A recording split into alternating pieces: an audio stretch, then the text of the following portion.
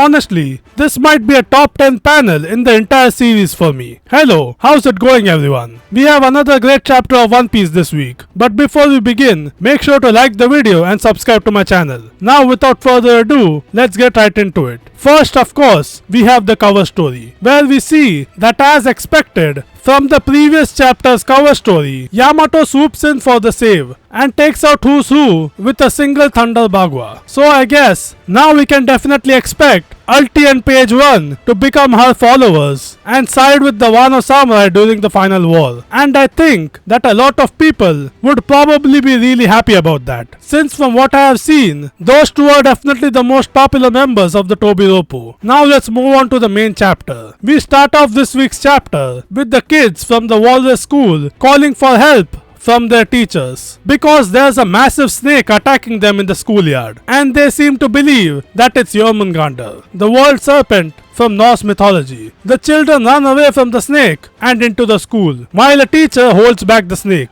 I am guessing this teacher is Mr. Wolf, who we see later on. After that, we cut over to the staff room, where we see some teachers assessing the situation and deciding their course of action. These teachers being the maths teacher, Mr. Blade, the principal, Mr. Tusk, and the language teacher / librarian, Miss Sanji. The principal suggests that they should contact the chiefs. After which, we cut back over to the schoolyard, where we see that one of the kids is about to be eaten by the snake. But just in the nick of time, the principal shows up with a giant hammer and saves the kid. Right after that, Saul also shows up and takes out the snake with a punch that he calls the midterm X-Slam. After that, we find out that the principal used to be a member of the Giant Warrior Pirates in the past. The children are shocked to find out that the principal used to be a warrior, and they are also in awe of Saul's strength and the fact that he used to be a marine. We also see that Saul brought Chopper and Robin with him, but Bonnie and Lilith are not with them. After that, we see that the PE teacher, Mr. Wolf, has been beaten up and left bloodied inside the school. He tells them that the children suddenly walked off by themselves without saying a word. Meanwhile, we have a pretty funny scene where one of the kids that Luffy was playing with earlier asks Robin if she is friends with Luffy, and when she says yes, the kid quickly backs away from her, with Robin wondering just what Luffy did to the kid. After that, Mr. Wolf warns Saul not to touch the kids, which I am guessing has something to do with how he got so badly hurt.